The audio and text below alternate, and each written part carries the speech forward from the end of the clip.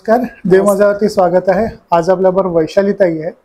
वैशालीताई, तुम्ही रामदास स्वामींचं पोथी वाचता, तुम्ही काहीतरी कोर्सेस पण त्याचे केले हो आणि तुम्ही हल्लीच शिवथरगडला जाऊन आलेला। हो आता तो शिवथरगडचा प्रोग्राम काय होता त्याच्याबद्दल थोडीशी माहिती सांगा। हो, मला खरंच खूप आनंद होतो हे सांगताना की एप्रिल महिन्यामध्ये 21 एप्रिल ते 27 एप्रिलच्या दरम्यान मी शिवथरगड या ठिकाणी श्री ग्रंथराज दासबोध याचं पारायण करण्यासाठी मी गेले होते। मुंबईचा एक ग्रुप होता, त्या ग्रुपनी त्याचं आयोजन केलेलं होतं आणि ते माझ्यापर्यंत आलं आणि मला खूप दिवसापासून तळमळ होती की जिथे दासबोध निर्माण झाला, श्री समर्थ रामदास स्वामींनी दासबोध ज्या ठिकाणी लिहिला त्या शिवथरगडीमध्ये जाण्याची माझी खूप मनापासून इच्छा होती आणि तो योग जुळून आला आणि मी 21 एप्रिलला शिवथरगड या ठिकाणी जाऊन पोहोचले आणि त्या ठिकाणी 7 दिवस आमचं पारायण झालं आणि सकाळी त्या ठिकाणी म्हणजे इतकी सुंदर दिनचर्या होती। दासबोधाचं पारायण सुद्धा होतं आणि त्या शिवथरगडमध्ये जी सांप्रदायिक सकाळची जी उपासना असते, पहाटेची काकड आरतीपासूनची आणि संध्याकाळची सायं उपासना असते, ते सगळं मला अनुभवायला मिळालं। 7 दिवस त्या ठिकाणी वास्तव्य होतं आणि समर्थ रामदास स्वामींच्या म्हणजे 10 वर्षाच्या वास्तव्याने पुनीत झालेली ती जागा आहे आणि छत्रपती शिवाजी महाराज देखील त्या ठिकाणी येत असत। म्हणजे त्या वास्तूमध्ये तुम्हाला ही सगळी स्पंदनं जाणवणार आहेत। फार सुंदर अशा ही शिवथरगड ठिकाण आहे। महाड पासून 30 किलोमीटर साधारणपणे आपल्याला लागतील आणि असं म्हणतात की हे ठिकाण जे आहे ते 0 फ्रिक्वेन्सी, म्हणजे ज्यांना खरं तर ना मोबाईलचा कंटाळा आलेला असेल किंवा जनसंपर्क ज्यांना नको असेल त्यांनी आवर्जून शिवथरगडमध्ये जावं आणि त्या ठिकाणी तो आनंद घ्यावा। कारण की 7 दिवस अजिबात मोबाईल नव्हता, त्यामुळे आजूबाजूला काय चाललेलं आहे ते अजिबात कुठेही लक्ष नव्हतं, सगळं लक्ष होतं ते केवळ पारायणामध्ये। त्यामुळे 7 दिवस अक्षरशः अलौकिक असे 7 दिवस त्या ठिकाणी माझे गेले आणि शिवथरगडमध्ये राहायला मिळालं। त्या ठिकाणी ह्या शिवथरगडला सुंदर मठ म्हटलं जातं आणि असं म्हणतात की समर्थांनी एक काव्य लिहिलेलं आहे। त्या काव्यामध्ये समर्थ म्हणतात की विश्रांती वाटे तेथे जावया पुण्य पाहिजे, कथा निरूपणे चर्चा सार्थके काळ जात असे। म्हणजे या ठिकाणी शिवथरगडला जायला सुद्धा पुण्य लागतं असं म्हणतात। की ही जी शिवथरगड आहे त्या बाजूला मोठा धबधबा आहे आणि त्या धबधब्याच्या बाजूला एक मोठी कडा आहे आणि त्या कडेच्या खाली आतमध्ये गुफा आहे आणि त्या गुफेच्या आतमध्ये समर्थांनी 10 वर्ष वास्तव्य केलं आणि ग्रंथराज दासबोधाचं लेखन झालेलं आहे आणि लेखनिक म्हणून कल्याण स्वामींनी त्या ठिकाणी काम पाहिलेलं आहे। खरं तर जावळीच्या मोऱ्यांचं पारिपत्य करण्यासाठी समर्थ रामदास स्वामींची ही सगळी योजना होती आणि दासबोधाचा लेखनाचा प्रपंच त्यांनी खरं त्यासाठी केलेला होता। आणि काय झालं, ज्या वेळेला जावळीचे मोरे आपल्या स्वराज्यामध्ये सामील होत नाही हे लक्षात आलेलं, त्यावेळेला छत्रपती शिवाजी महाराजांची आणि जावळीच्या मोऱ्यांची समर्थ रामदास स्वामींनी गाठभेट घडवून आणली। तो सगळा प्रसंग त्या ठिकाणी झाला आणि मग जावळीच्या मोऱ्यांनी स्वराज्यामध्ये येण्यासाठी कबूल झाले। परंतु काय झालं की विजापूरचा जो बादशाह होता त्याने काय केलं की ह्या जावळीच्या मोऱ्यांना चंद्रराव हा किताब दिला आणि त्यांना एक राजेपद दिलं, त्यामुळे ते पागळले आणि सगळ्या बातम्या त्या सगळ्या याला जाऊन पोचायला लागल्या। मग त्यावेळेला त्याचं पारिपत्य करण्यासाठी समर्थ रामदास स्वामींनी सगळी योजना जुळवून आणली आणि मग चंद्रराव मोऱ्यांचा त्या ठिकाणी शिवाजी महाराजांनी त्यांना त्या ठिकाणी त्यांचा बिमोड केला आणि त्यांचा वध झाला। म्हणजे त्या ठिकाणी छत्रपती शिवाजी महाराजांचा विजय झाला आणि जावळी जी आहे ती आपली स्वराज्यामध्ये सामील झाली। आणि मग त्या तोपर्यंत समर्थ रामदास स्वामींचे 7 दशक लिहून झालेले होते आणि जर का आपण हा 7वा दशक वाचलं तर त्यामध्ये सुद्धा लक्षात येतं की आता जी खटपट केलेली होती समर्थांनी ती आता संपलेलं आहे। पण नंतर असं झालं की शिवाजी महाराजांचा बिमोड करण्यासाठी त्या ठिकाणी अफजल खानाने विडा उचलला आणि तो पुन्हा स्वराज्यावरती चाल करून आलेला आहे आणि मग अफजल खानाला धडा शिकवण्यासाठी पुन्हा समर्थांनी त्या ठिकाणी आपलं वास्तव्य वाढवलं आणि हा दासबोधाचं त्यांना पुन्हा स्फुरण व्हायला लागलं।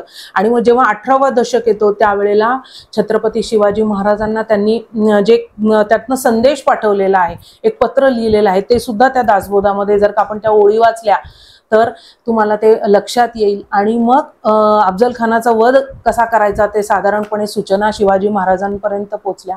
शिवाजी महाराजांनी अफजल खानाचा वध केला आणि मग समर्थांनी हा दासबोध त्या ठिकाणी संपवलेला आहे. आणि शिवाजी महाराज ज्या वेळेला दक्षिणेकडे चाललेले होते त्यावेळेला सुद्धा आधी शिवथरगडमध्ये आले आणि समर्थ रामदास स्वामींचा त्यांनी आशीर्वाद घेतला आणि मग दक्षिणेकडे ते स्वारी करायला निघाले.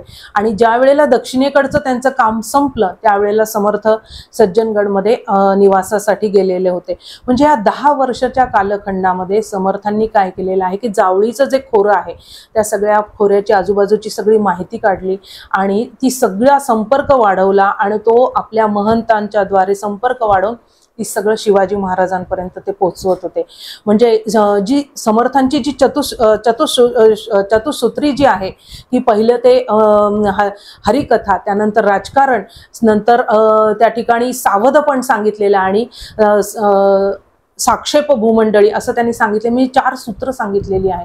ते ह्या 4 सूत्रांप्रमाणे समर्थ वागत होते की पहिलं ते त्या ठिकाणी हरिकथा आणि त्यानंतर राजकारण आहे, कसं सावधपण राहायचं हे सगळं त्यांनी आपल्या ह्या सगळ्या वागण्यामधून सांगितलेलं आहे. म्हणजे ह्या सगळ्या घटना त्या शिवथरगडमध्ये घडलेल्या आहेत. शिवथरगडचा परिसर अतिशय रम्य आहे आणि समर्थांच्या वास्तव्यामुळे ती इतकं त्या ठिकाणची स्पंदनं तुम्हाला भारावून टाकतात.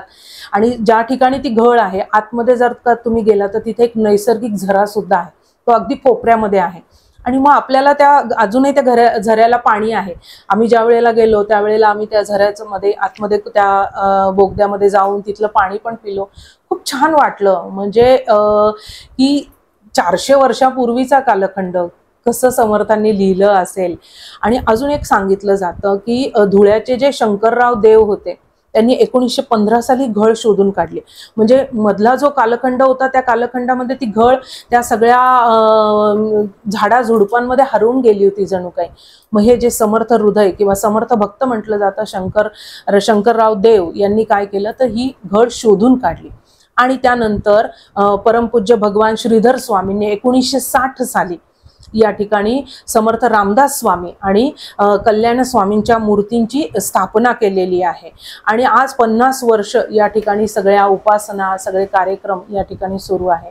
म्हणजे मी माझं भाग्य समजते की ज्या ठिकाणी दासबोध हा लिहिला गेला, गंगोत्री म्हटलं जातं, त्या ठिकाणी मला पारायण करायला मिळालं. आणि मी सगळ्या आपल्या स्वामी भक्तांना, जे देवमाझाचे सगळे जे आपले भक्त आहेत, श्रोते आहेत, त्या सगळ्यांना सांगू इच्छिते की आपण अवश्य शिवथरगडमध्ये जा. पर्यटनासाठी म्हणून जाऊ नका. त्या ठिकाणी तुम्ही अनुभव घ्या की जिथं 10 वर्ष समर्थ राहिलेले आहेत त्या वास्तूला तुम्ही तिथल्या प्रत्येक गोष्टीला तिथे हात लावून बघा, तुम्हाला लक्षात येईल. तुम्हाला तिथे वेगळी स्पंदनं जाणवतील. आणि जिथे दासबोध निर्माण झाला तिथे दासबोधाची प्रत विकत घ्या. एखाद्या समासाचं त्या घळीमध्ये बसून तुम्ही वाचन करा. त्यावेळेला जेव्हा तुम्हाला जो अनुभव येईल तो फार मोलाचा आहे. आणि तो अनुभव घेण्यासाठी आवर्जून प्रत्येकाने एकदा शिवथरगडमध्ये जावं आणि दासबोधाची प्रत विकत घ्यावी. आपल्या सगळ्या कुटुंबाला त्या ठिकाणी घेऊन जावं, मुलांना सांगावं की अशा अशा पद्धतीने हा दासबोध ग्रंथ निर्माण झाला. आणि त्याला का ग्रंथराज दासबोध म्हटलं जातं हे सुद्धा आपल्याला लक्षात येईल. म्हणजे समर्थांनी इतकं उदंड देशाटन केलं होतं, वेद उपनिषदांचा अभ्यास केलेला होता, सगळे जे अनुभव त्यांना आले होते भारत भ्रमणामध्ये ते सगळे अनुभव सगळ्या गोष्टी त्यांनी या दासबोधामध्ये टाकलेल्या आहेत, लिहिलेल्या आहेत. तर आपण सगळ्यांनी एकदा अवश्य शिवथरगडमध्ये जावं आणि हा अनुभव घ्यावा. ताई आणखीन एक जोडतो की जेव्हा पण आम्ही शिवथरगडला जातो तेव्हा आम्ही डाळ, तांदूळ, तेल, तूप, रवा, साखर असं पिशनमध्ये घेऊन बरोबर बरोबर बरोबर. तिथे कसं आहे ते खूप दुर्गम असा भाग आहे. मग तिथे श्री समर्थ सेवा मंडळ समिती स्थापन केलेली आहे. समर्थ सेवा मंडळ सज्जनगड यांच्या तर्फे तिथं काम बघितलं जातं. पण हा इतका दुर्गम भाग आहे, तिथे एवढी वसाहत नाहीये. त्यामुळं तुमचा जर शिधा असेल तर तुम्ही तो शिधा दिला तर तो शिजवून दिला जायचा पूर्वी.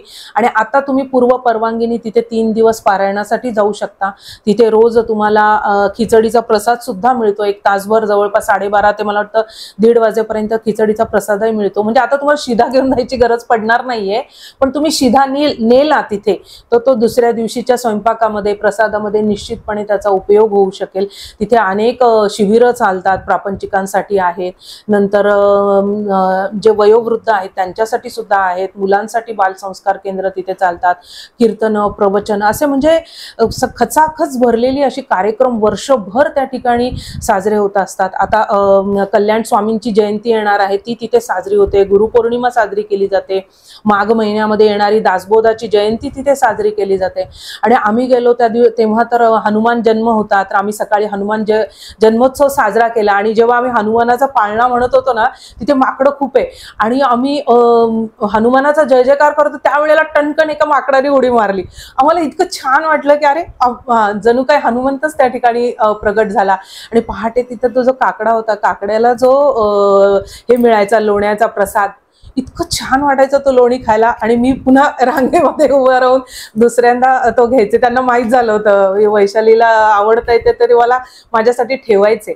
म्हणजे मी 7 दिवस एक दिवस सुद्धा तो काकडा सकाळचा चुकवला नाही. मी एरवी उशिरा उठते, पण तिथे मी रोज पहाटे 4 वाजता उठत होते. म्हणजे इतकी सुंदर दैनंदिनी होती.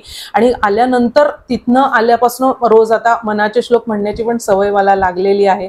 आणि असं आहे, तुम्ही एकदा जावं, ह्या सगळ्या गोष्टींचा अनुभव घ्यावा. आपले दैनंदिन रुटीन तर असतंच, पण जेव्हा आपण अशा गोष्टीमध्ये जातो तर तेव्हा आपल्यामध्येच काय काय गोष्टी दडलेल्या आहेत याचा आपल्याला त्या ठिकाणी सुगावा लागतो. अशा पवित्र पुनीत वास्तूमध्ये जावं. केवळ पर्यटन म्हणून जाऊ नये. एक आयुष्यामध्ये नक्कीच आपल्याला काहीतरी चांगलं करायचं असतं, त्याचा शोधबोध घेण्यासाठी जरूर जावं.